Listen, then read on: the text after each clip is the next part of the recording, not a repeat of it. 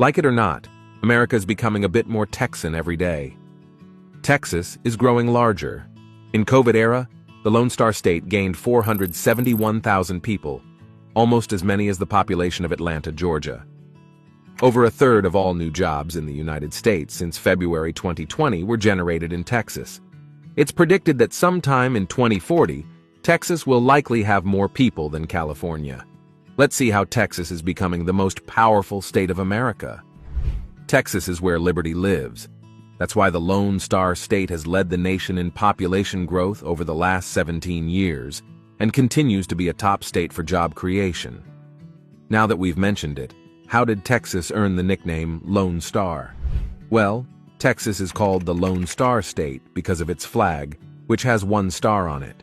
It was chosen when Texas became its own country after breaking away from Mexico in 1836.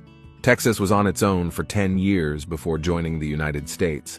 The flag shows how proud and independent Texas is, and that spirit of doing things on their own is still a big part of life in Texas today.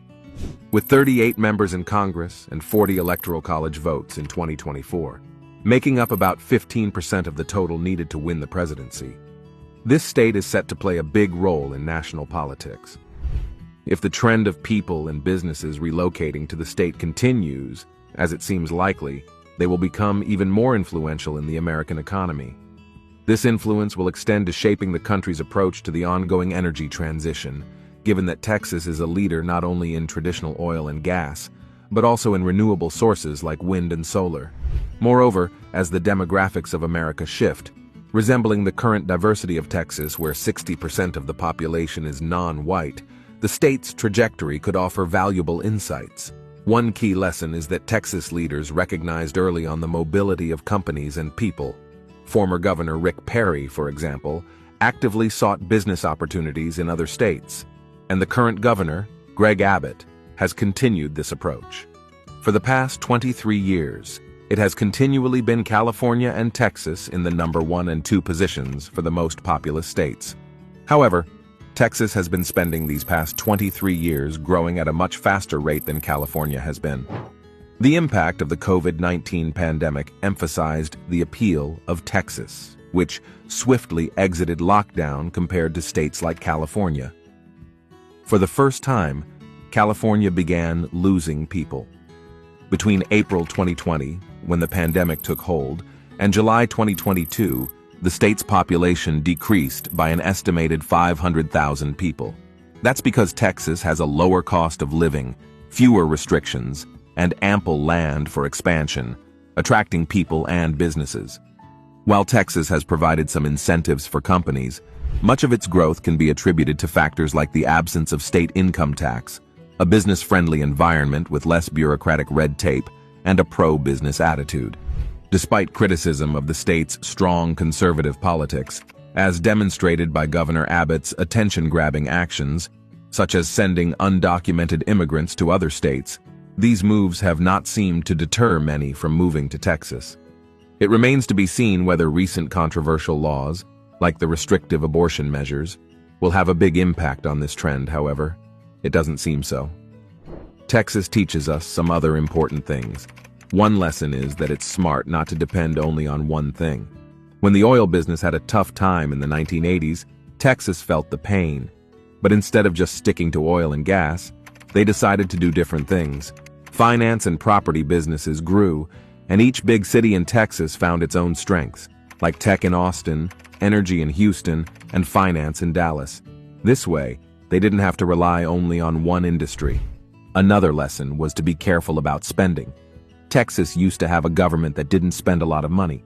It didn't invest enough in important things like education and roads. But this lean approach almost certainly has its limits, which it would be complacent to ignore.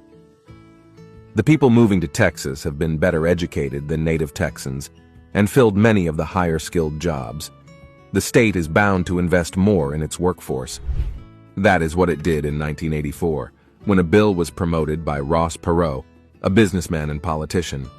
They changed how they spent money on education. This helped Texas grow in different ways, not just in oil and agriculture. Right now, Texas has a lot of extra money, around $33 billion, So it's a good time to invest in things that will help the state in the future. Texas is not the same as all of America. It has oil and gas, so it doesn't need a state income tax. It has a lot of land for companies to grow, but it's also facing some problems. Even though it has many big companies, a lot of people don't have health insurance. Texas politics have become very right-wing, with rules that limit freedom, like the abortion ban that we mentioned. But it also has many growth opportunities. Texas is not just big in terms of money and people. It is deep in the U.S. military-industrial complex, hosting a great portion of the nation's military infrastructure and bases. They've got 15 military bases. These bases aren't just about soldiers, they're like big supporters of local businesses and job creators for lots of different industries. One place is Round Rock, where tons of military people live. It's like a hub for them, and the city is all about helping businesses grow. In Austin, they've got this place called the Austin Center for Manufacturing and Innovation.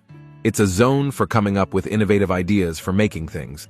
So, Texas isn't just about cowboys and oil, it's a big deal for making planes, keeping the country safe, and coming up with new manufacturing ideas. Texas also has one of the largest clusters of aerospace industry workers in the country. The state is home to the headquarters for 2 international airlines, 2 of the world's busiest airports, and NASA's Johnson Space Center.